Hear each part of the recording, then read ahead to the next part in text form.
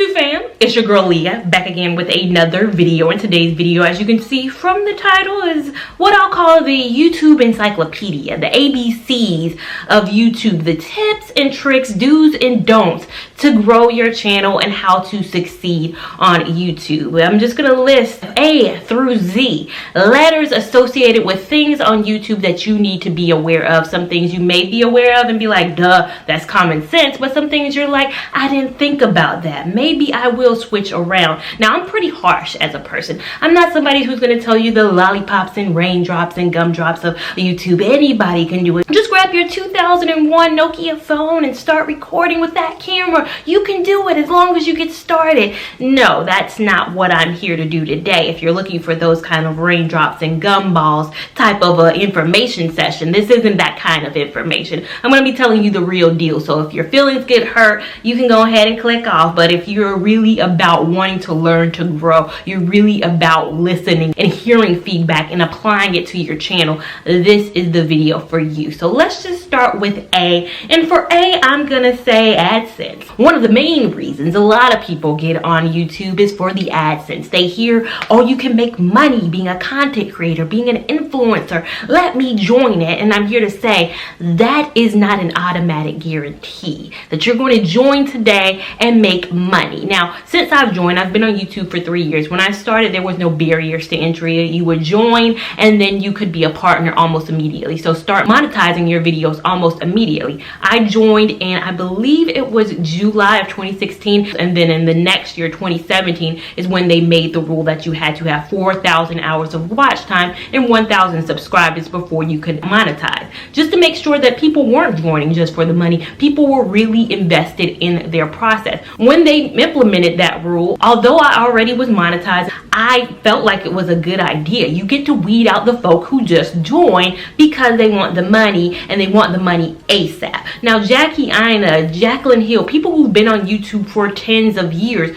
went years without making money. I believe Jackie Ina went 3 years without making money. So uploading videos regularly and not making a cent for 3 years. Now, you have people out here who will make YouTube videos for 3 weeks and be over it. They'll be like, I didn't make the money. I don't have 1,000 subscribers. I'm over it. That's why we have the barriers of entry now, where you have 1,000 subscribers and 4,000 hours of watch time. That means you really invested into the process. And that's the thing about YouTube. Make sure you're doing it for the right reasons. If it's been 3 weeks and you haven't made a single dime, that's normal. I did not make a single dime for 10 months of doing YouTube. 10 months, I did it without making $1. I did 3 videos a week, Monday, Wednesday, Friday, uploaded videos. Not a cent was made. Cents were spent in terms of getting a camera and stuff, but no revenue was coming in. But I enjoyed what I was doing. Make sure you're enjoying what you're doing and not doing it for the AdSense revenue, because that is not a guarantee and you will frustrate yourself if you focus on that. Background noises, keep it on mute. Keep it on mute. Keep your background noises to a minimum. And I know that can be hard. A lot of people have children in the background. Sometimes you film on a Saturday, you have the lawn people outside. You have things that go on. But there are some things you can control, like a fire detector sound. I cannot watch a video with somebody whose battery needs to be changed in their fire detector. It's a simple fix. But you hear that boop, boop every 2 seconds. No, you keep that on mute. That's something you can control and you can take away. Put a battery in your fire detector. I will allow you to have 1 video, but you cannot have 5 or 6 videos where your fire detector is going off. When you live in an apartment, there are things you can't control, like your neighbors may be running and things of that nature. But if you have a popcorn ceiling type of an apartment, that minimizes the noises. I live below people who are sometimes stomping, but you can't really hear that because, you know, I have the popcorn ceilings. And I also film at times where the stomping is at a minimum. Mid-afternoon, 3 to 6 is when people are stomping all day. You know, 3 to 9 really, nighttime is when the people start stomping. But I wake up early and get up early so that my background can be clear. I don't have the best camera with a microphone setup. So make sure you keep the background noises at a minimum. People get distracted very easily. They'll start focusing on your background more than what you're saying, and that will mess up the flow of your video. So again, I don't know if people are telling you this. If you feel like, oh, people aren't noticing that fire detector or that sound that's going on in the background, that hydrant, that fire truck that just went by, we can hear it all. We can definitely hear it all. Our ears are picking it up. Consistency, the major C, the one nobody wants to hear, nobody wants to la la la la la. I don't need to be consistent because my life is crazy. My life has ups and downs. People will follow me and understand that I can't be consistent. No, they won't. They won't understand that. You can explain it to them. You can say, hey, you know, I might only upload once a month. That's fine for you. Upload once a month. Don't at the same time expect results. Don't expect to upload this way and then have your audience grow this way. If you're uploading once a week, once every 2 weeks, that's not consistent enough. I say this all the time. Why do we get invested in our shows? Why do we watch our 90-Day Fiancés? Why do we watch our Greenleafs? Why do we watch our Scandals? Why do we watch all the shows that we will watch? It's because we know it comes on consistently. They're Thursday nights at 8. We have our shows that we watch Thursday night at 8. Power comes on Sundays at whatever time. I know they have the app now so you can watch it whenever, but it comes on a certain day. That's why people get invested in your channel. That's why they want to click that subscribe button. It's because they know you're going to come back. People who do better are the people who have a consistent upload schedule. If you say I'm going to upload Monday, Wednesday, Friday, people are ready like they are for their show. Like, okay, a new video should be coming up. I don't know what it's going to be. Is it going to be a house tour? Is it going to be a room tour? Is it going to be makeup? Whatever it is, at least they know it's coming when it's coming. You're never going to grow without consistency. D, description box. Don't leave it blank. Put things down there. Put words and information to help people out. Put your social media handles down there so they can follow you on other things. If you're talking about things and you hold up a product, put affiliate links down. Maybe nobody will click on it, but at least if they do, you can get a little something from it. If you're not making AdSense revenue and you have a pretty good audience and people are buying things because of your recommendations, you can at least see who's clicking. You can follow the clicks. Hey, I got 30 clicks. Nobody bought anything, but at least that means 30 people were invested in what I said. Don't leave that description box blank. I hate opening up a description box and all I see is the date. All I see is the date when it was posted, because that's the bare minimum of what comes in an empty description box is the day it was posted. And then you're like, oh, okay, nothing else in the description box. Utilize it. It's there for a reason. Editing is one thing that doesn't need to be expensive. All these people have, what is it, iMovie for Mac, Final Cut Pro, Adobe Premiere. They're spending thousands and hundreds of dollars on the best software. And I'm here to tell you right now, I have over 60,000 subscribers and I edit on none of that. I've edited on an iPad mini at that. Not even a full-size iPad, an iPad mini for 3 years on an app. The app's name LumaFusion. I've used that. It's $19. Have used that for the last 2 years of my channel. My theatrics don't have to be all that. I'm not creating motion pictures here. I'm sitting down in front of a camera talking to you guys. Why do I need the most expensive software? What am I putting in here? What kind of I can bloop some things in here. I can blop some photos over here, but I don't need to spend thousands of dollars on editing. I'm cheap as a human being. I am a cheap person.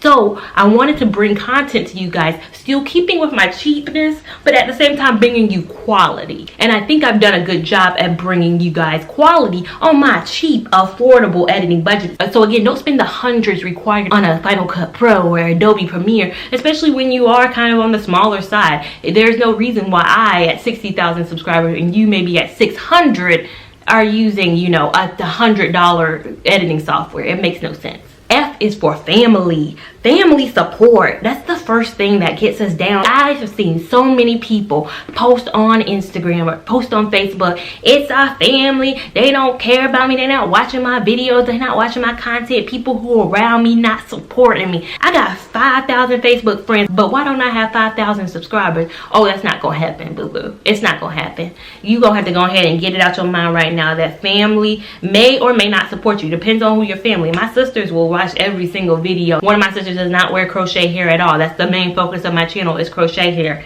They don't wear it at all. Watch every single video. They support. But I wouldn't be mad if she didn't watch it. I have 60,000 subscribers right now, and I don't have 60,000 family members. You're going to get the most support from strangers. Block it out your mind. Before you type out that family Facebook post saying, why my family not supporting me? Why my family not watching my videos? Your family might not be interested in watching your makeup review. I'm going to tell you right now, they may may not be interested in following your vlog because they know you in real life. So why do they need to follow your vlog channel when they can just see you? They can call you and be with you in real time. Your family, your close friends, all that may not be the most supportive of you in terms of watching your content, but you're gonna get so much support from people you've never even met. It's gonna be crazy. You're gonna forget about it within week 1. G, go for it. Go for it. Don't wait till this date. People put dates on so many things. I'm gonna start my channel on December the 25th. On Christmas Day, I'm gonna upload my first video. Why? Why not today? Why not in October? Why are we waiting till what's happening in December? Let me know what's happening specifically on that day. You feel like you're gonna have it all together and all that. Don't wait for it. My first video that I ever posted was impromptu. I didn't plan that video. I didn't even know I was gonna create a YouTube channel. I didn't know it was gonna be a thing. I picked up a camera to talk about crochet hair because I was like, the streets don't know. Although there were probably thousands of videos already on the internet about crochet hair, I decided, hey, let me rave about crochet hair, and that is what started my channel. I went for it. I just picked up a camera and then I said, hey, let me make a video about my maintenance on it. Hey, let me just start making other videos. Go forward. Don't wait till a specific day. Do it now. H, hate. You're gonna get hate. You're gonna get negative comments. Don't you even worry about you gonna get some hate. I'm gonna have a dislike on this video. I'm gonna tell you right now, there's gonna be a dislike. There may be 300 likes and then there's gonna be 3 dislikes, and people will focus on those dislikes. You don't know how many people comment in my comment section and be like, who are the 2 people who dislike this video? And I'm like, I don't care about them because my ratio is higher. If you have 98 likes and 2 dislikes, you're still almost at a 98 percentile of people liking your video. Don't focus on the hate. The video of Alex Trebek announcing that he has cancer, literally has cancer, has dislikes. So people are gonna dislike anything. My video where I talk about being in a car accident has dislikes. People dislike anything. People have a negative day. People are going to hate anything. Be ready for it. They're going to come. Intro, keep it short. Keep it short. I think people feel like they gotta show out their personality. They have to come on camera and be like, let me tell a 2-minute anecdote about this weekend, or tell a silly quote, or my kids will walk through the video at the beginning and there'll be some other distractions and I won't get to the point until 3 minutes. But people are gonna wait. People are gonna think it's cute that I didn't get to the point within the first 3 minutes. Oh no, they don't. Your audience retention is gonna go down. And I'll talk about audience retention at a later letter in the alphabet, but again, keep your intro short. Bring the people in within the first 30 seconds. I watch videos sometimes and I'm like, if I'm a minute in and we haven't discussed what the title is talking about, I'm over it. I'm over it. Unless it's somebody with a huge personality or a huge following like Jackie Aina. She has her intro. She has her Jackie. But again, going back, she's been on YouTube for about 10 years now. She's built that loyalty with her audience. If you are starting out, you don't have that loyalty for somebody to sit through a 3-minute intro. You don't have that. Once you build that loyalty, sure, go for it. Have a signature intro, but at the end of the day, people don't know you. People are trying to figure you out. If your intro is 3 minutes and you still haven't gotten to the crux of the matter with the video, then you can't experience any growth. J, just stay away from clickbait. That's a controversial topic because a lot of people suggest, you know, do clickbait, but do it in a positive way. Now, the thing about clickbait is you may have a swarm of people come following you because of the clickbait video. Say, I caught my ex cheating. Say all of a sudden, I make a video, I caught my ex cheating. I have 500,000 views on that video. But then I go back to making my regularly scheduled content.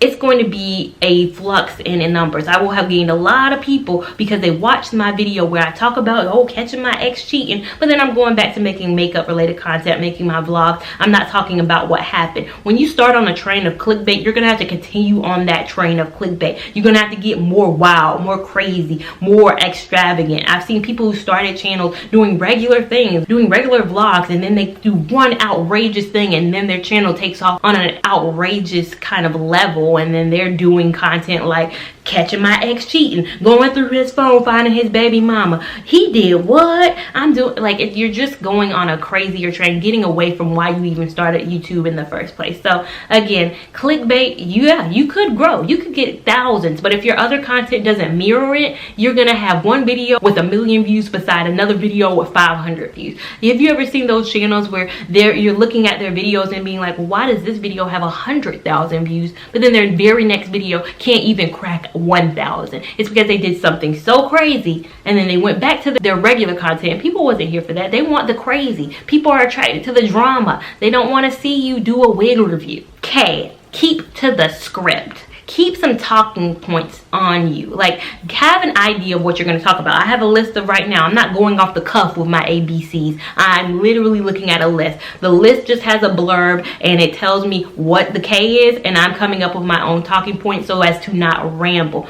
A lot of videos have a lot of ramble in it, and it goes back to your audience retention. Sometimes when you're editing stuff, you can cut out the ramble. I hate seeing a video that is completely edited, completely uploaded, and it still has the ramble in it.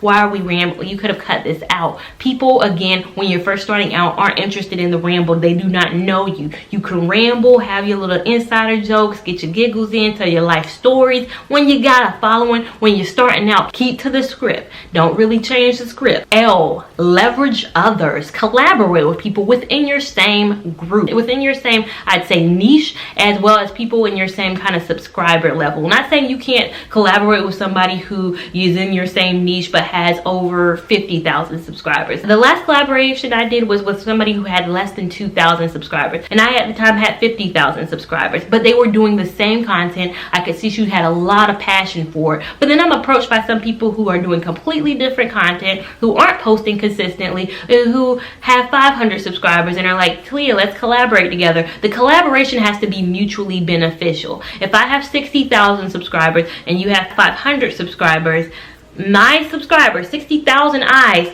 are getting pushed towards your content. 500 eyes, and again, if you're not consistent, those 500 eyes might not even be consistently watching you, are getting pushed. It's not mutually beneficial. Make sure when you're reaching out to leverage somebody for a collaboration that you're approaching them with something to offer, because then you kind of come off as looking like, I want free promo. Like, there's a difference between collaboration and wanting free marketing from somebody. I'm not going to ask Jackie Anna to collaborate. We're two different subscriber levels. It would not be beneficial to her because I'm pretty sure my 60,000 already follow her. I would be getting a whole new set of eyes from her subscribers. I'm not really doing a lot for her channel. So again, make sure you're leveraging others, but making sure that the leverage is mutually beneficial to both parties.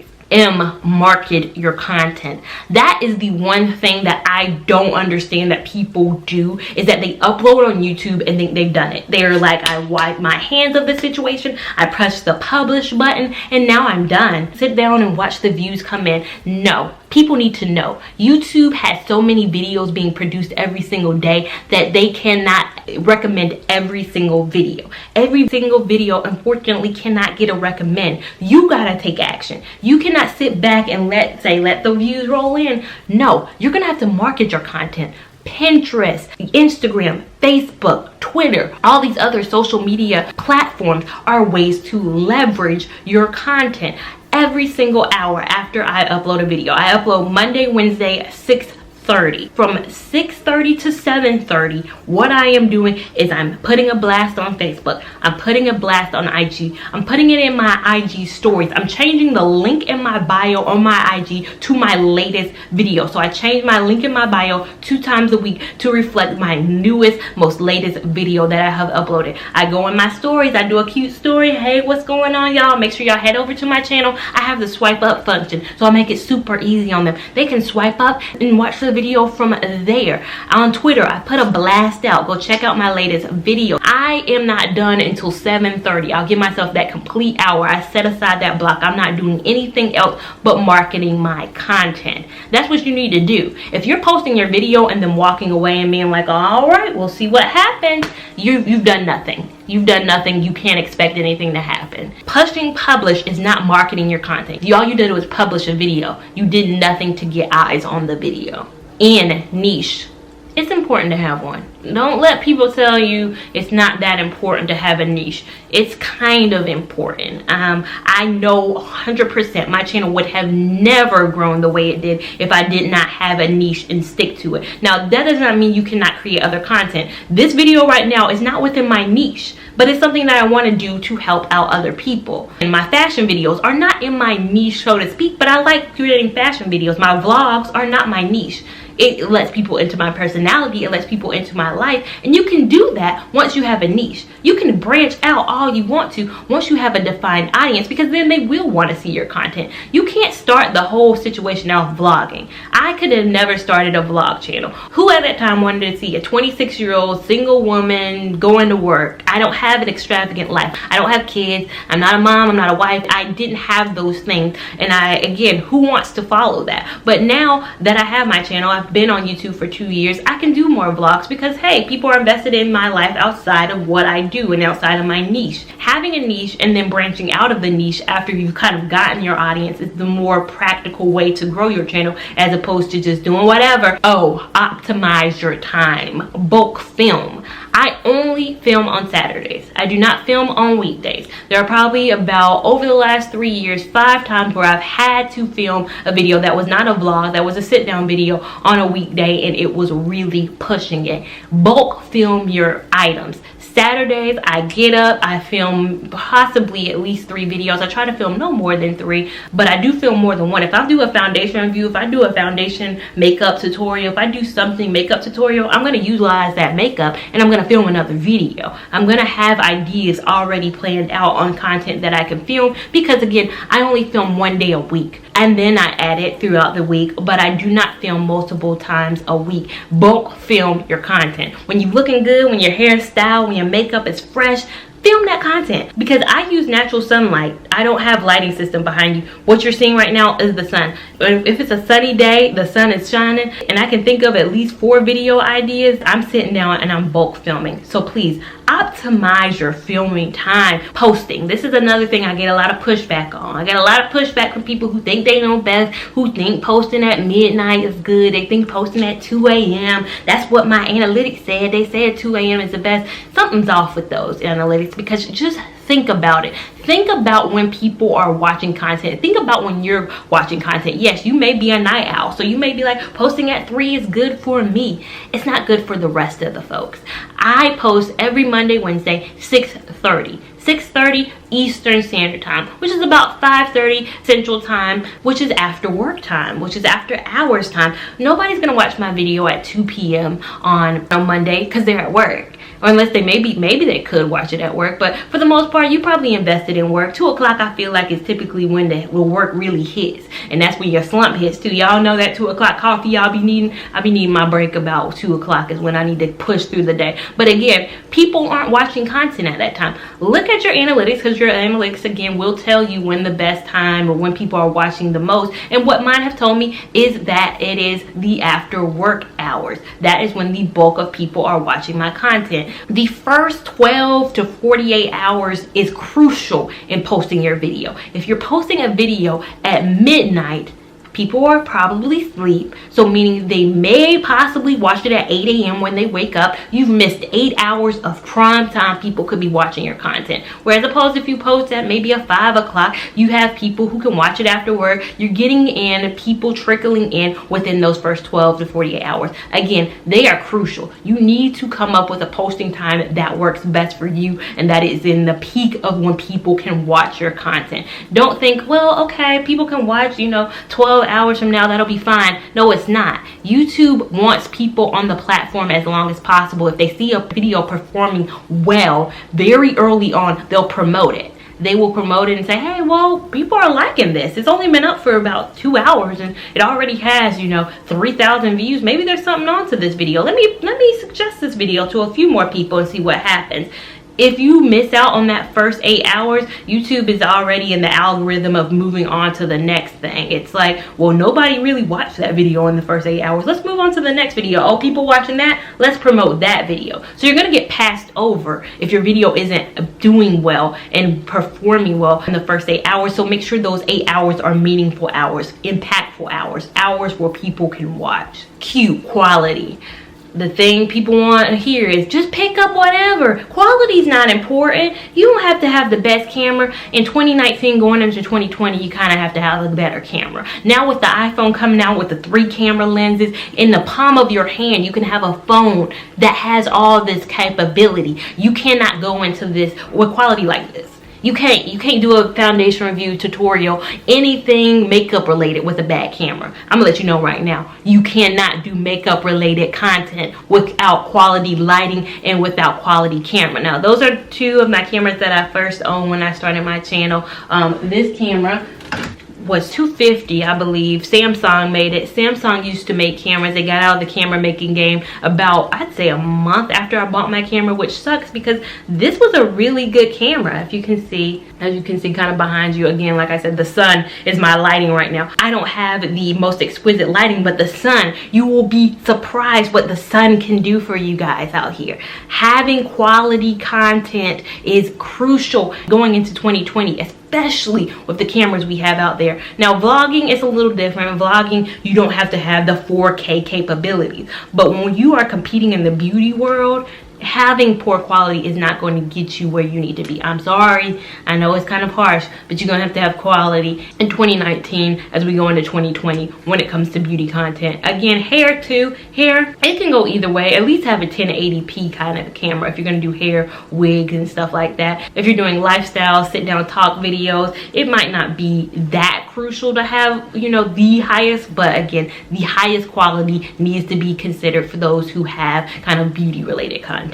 Are requests from your audience. Take them, do what your audience is asking you to do. Now when you're starting out, you may not even have an audience, so you can't take requests. There's no request to be taken. But as you grow more and you get an audience, about 80% of my ideas come from my audience. Hey, can you do a video on this? Absolutely. Your audience is asking for things, deliver that stuff. Sponsorships, the big word on YouTube, sponsorships.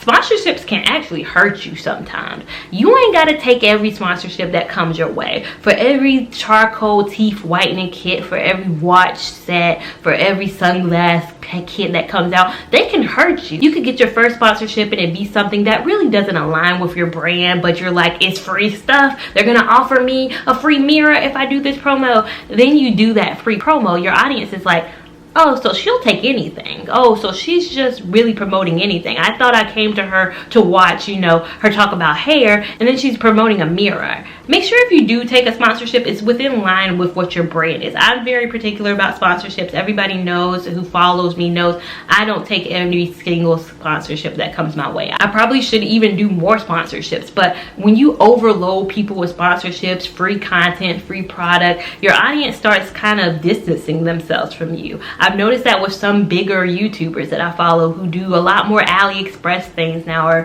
who take every single wig that comes to them that's free. Their views are very much so suffering. People I watch for a long time, their views are suffering because people are noticing they're just doing everything at this point. And so again, you can't just do everything. Of course, it's enticing to get your first free product, but again, have a gift of discernment between whether this is going to enhance me, this free teeth whitening kit is going to enhance my growth, or it's going to be a hindrance to my growth, and my audience is going to be confused as to why she's even promoting this. Thumbnails, make them enticing. People I've seen do the most random thumbnails. It'll be like this, and it'll be like, what happened at work today? It'll be some random thing, and it won't enhance the clickability of the video in any way. People think the title is what entices people. Oh, no, it's the photo. You see the photo, then you read the title, then you decide whether you want it. It's not the other way around. I think people feel put heavily on the titles. They feel like my title's gonna tell them everything. That's what's gonna pull them in. Oh, no, it's the photo first.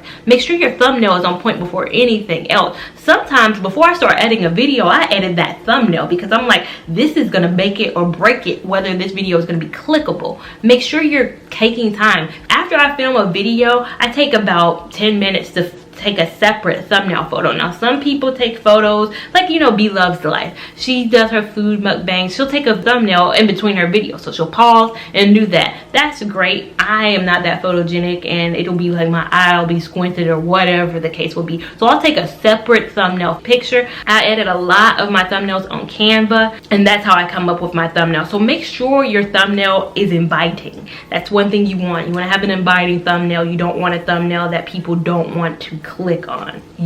Underscores and usernames.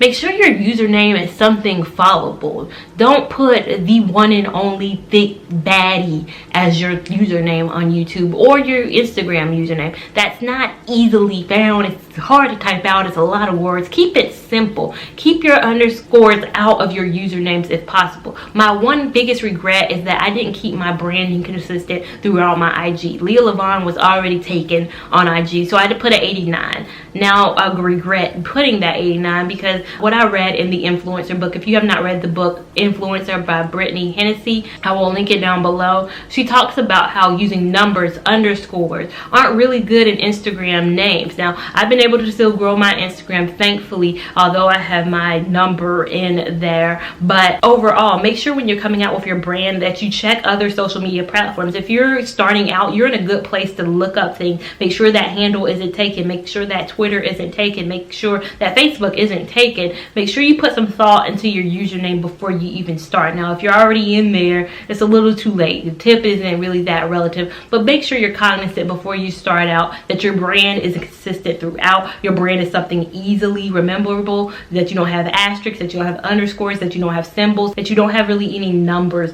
in your username. Viral. Your video can go viral, and it doesn't matter how big or small the viral is. Viral means viral. I don't have a million viewed video, but I do consider my most watched video as having gone viral because the day I saw it peak, it just shot up overnight. And I was so shocked because that was a video that I literally planned 5 minutes before going into it. I had done my makeup for the day, hadn't really planned on filming any content, but my friend wanted to go out. She was getting ready, taking her a little bit longer to get ready, and I was like, let me sit down and film a video. And that is my most watched video to date on this channel, is a video that I came up with all of a sudden, and it went viral. And from that, I took and gathered other ideas. Now I do that same video annually. So if your video goes viral, don't ignore it. Don't say, oh, well, that's a fluke. Definitely try to adapt from it and kind of grow from there. And viral, again, doesn't mean that it's a million viewed. Again, that video for me went viral and it had 100,000 views. And I was like, okay, it's doing well. Viral can be 50,000 views. Viral just means your video is performing better than some of your other videos. So it could be 1,000 views for you. If you notice a trend, keep on that trend. Don't ignore that trend. Try to adapt that trend. See the comments of that video and what intrigued people about that video, and then maybe spin off another idea from that. Words, phrases, or tags. YouTube gives you the option of putting tags in your videos. Use it. Come up with words that are catchy, that bring people on, that are heavily searched. I always max out my tags. I put as many tags as I can think of for a video. That helps it be found. I don't like it when I see somebody not using tags. Why? When it's a free option YouTube gives you. You're not being penalized for using tags. Use them. It helps your video being searched. That goes back to what I said about marketing. You're not marketing your video if you're not tagging your video. People are using commonly searched phrases. In this video, I'll probably tag YouTube tips, YouTube analytics, how to grow your channel, tips for growth, tips for YouTube growth. I'll switch around the words, but you best believe I'm gonna max out my tags. They're gonna be able to search my videos no matter what kind of information you put in. So again, make sure you're using words more specifically in the form of tags. X. It was hard for me to come up with a word for X, but I'm going to use the word example. I know it don't start with no X, but got an X in there. Use people as examples. Don't imitate them. That's the thing. Do not steal their flow. I do my crochet hair reviews in a unique fashion, which is I kind of wear my hair out, whereas a lot of people wear their hair for like a day and then they don't really come back with anything. I don't want anybody to steal my format. But seeing that I do my stuff unique should inspire the next person to say, hey, I need to figure out what's unique about me. So use people as examples of how they've gone. Like, I hate when people come to me and say, hey, I want to start a channel and it's in this format. And I'm like, great, who do you look up to in that genre? And it's like, nobody. And it's like, well, what are you trying to, it doesn't hurt to look at them and say, hey, that's who I want to be. I want to be that person. That's my example. You know, LeBron James looking up to Michael Jordan doesn't mean that, hey, I'm going to steal everything he does. It means I have an example of somebody that I want to be. Look at somebody, find somebody on YouTube who is an example of who you want to be. Do not steal their flow. Don't take anything they do. Don't change your name to mirror their name. Don't change your background to mirror their background. But again, have an example of something something you aspire to be. I hate when people come to me and say, oh, I don't even really watch YouTube, but I want to start YouTube. You don't have any examples of what YouTube should look like for you in your genre, so I can't really help you. Why? YouTube Studio. Use it. I have an app on my phone for the YouTube Studio specifically, but of course online it's way more broader and it shows you way more. Use that studio. I study that studio sometimes like it is a manual for the growth and progression of my channel. I can see where my traffic comes from. If more people are watching on TV, if they're watching on their computer, if they're watching on their laptop, adapting things to make it more visually appealing to people, where they find things. Again, looking at the times and when my videos are doing well and they're tracking well hour by hour. That's something you can do. Audience retention is the one thing I really wanted to highlight, and make sure you're looking at that.